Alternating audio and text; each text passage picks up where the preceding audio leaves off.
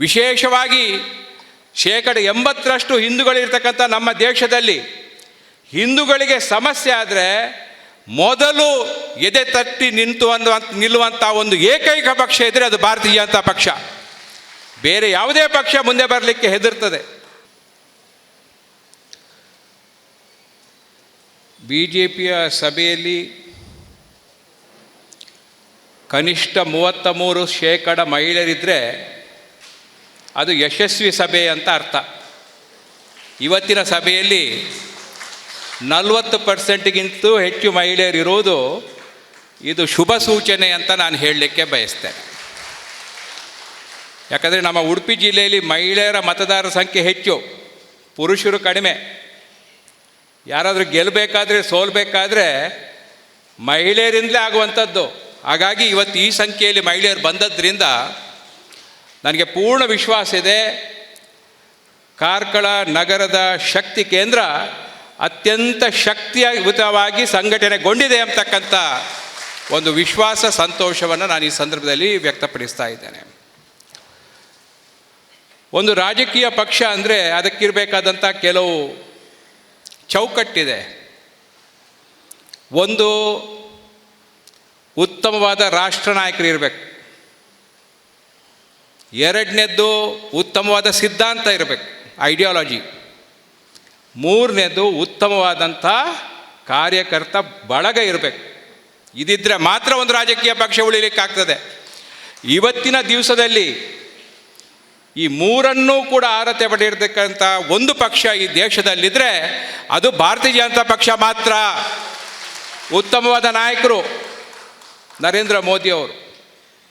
ಇವತ್ತು ಭಾರತ ಮಾತ್ರ ಅವರನ್ನು ಕೊಂಡಾಡುವುದಲ್ಲ, ಇಡೀ ಜಗತ್ತು ಭಾರತದ ಪ್ರಧಾನಮಂತ್ರಿಗೆ ಕೊಡುವ ಒಂದು ಗೌರವ ಎಷ್ಟು ಎಂಬುದನ್ನು ನೀವೆಲ್ಲರೂ ಕಣ್ಣಾರೆ ನೋಡಿದ್ದೀರಿ. ನಾನು ಅದನ್ನು ಬಹಿರಂಗವಾಗಿ ಹೇಳಬೇಕಾದಂಥ ಅಗತ್ಯ ಇಲ್ಲ.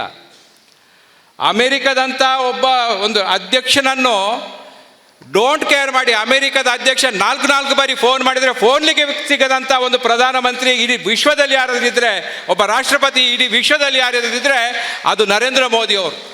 ನೀವು ಒಳ್ಳೆಯದಾಗಿ ನಡ್ಕೊಂಡ್ರೆ ನಾವು ಒಳ್ಳೆಯದು, ನೀವು ಕೆಟ್ಟದಾಗಿ ನಡ್ಕೊಂಡ್ರೆ ನಿಮಗೆ ಕಿವುಡೆ ಕಾಸಿನ ಕಿಮ್ಮತ್ತು ಕೂಡ ಕೊಡಲ್ಲ ಎಂಬತಕ್ಕಂಥದ್ದನ್ನು ಲೋಕಕ್ಕೆ ಸಾರಿ ಹೇಳಿದಂಥವರು ನರೇಂದ್ರ ಮೋದಿಯವರು.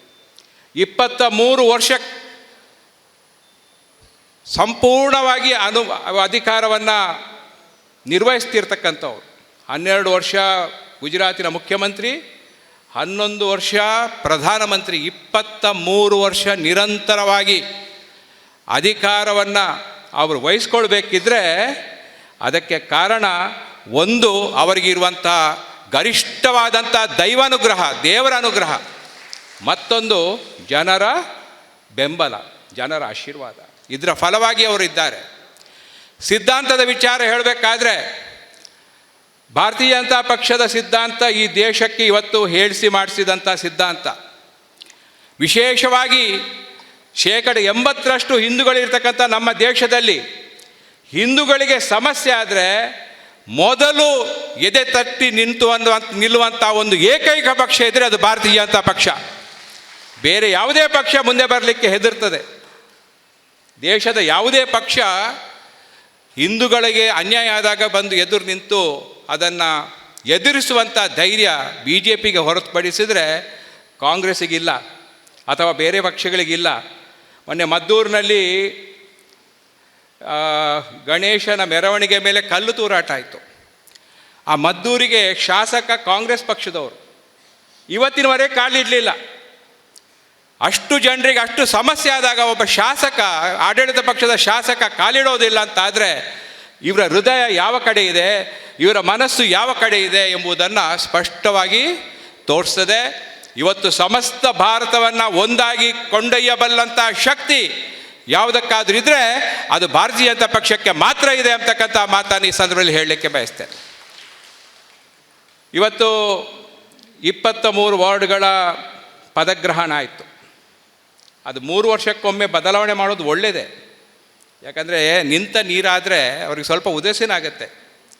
ಈ ಬದಲಾವಣೆ ಆಗ್ತಾ ಹೋದರೆ ಇನ್ನಷ್ಟು ಉತ್ಸಾಹ ಮತ್ತು ಉಮೇದಿನಿಂದ ಕೆಲಸ ಮಾಡಲಿಕ್ಕೆ ಪ್ರೇರೇಪಣೆ ಸಿಗ್ತದೆ. ನಾನು ಕಳಕಳಿಯ ವಿನಂತಿಯನ್ನು ಮಾಡ್ತಾ ಇದ್ದೇನೆ. BJP ಕಾರ್ಯಕರ್ತರ ಪಕ್ಷ, BJP ನಾಯಕರ ಪಕ್ಷ ಅಲ್ಲ, BJP ಕಾರ್ಯಕರ್ತರಿಂದ ತುಂಬಿರ್ತಕ್ಕಂಥ ಪಕ್ಷ. ನಮ್ಮ ಕಾರ್ಯಕರ್ತರು ಯಶಸ್ವಿ ಆಗಬೇಕಾದ್ರೆ ನಾವು ಜನರ ಸಂಪರ್ಕವನ್ನು ಇಟ್ಕೊಂಡ್ರೆ ಮಾತ್ರ ಸಾಧ್ಯ. ಪ್ರಜಾಪ್ರಭುತ್ವದಲ್ಲಿ ಪ್ರಜೆಗಳೇ ಪ್ರಭುಗಳು, ಜನರೇ ರಾಜರು.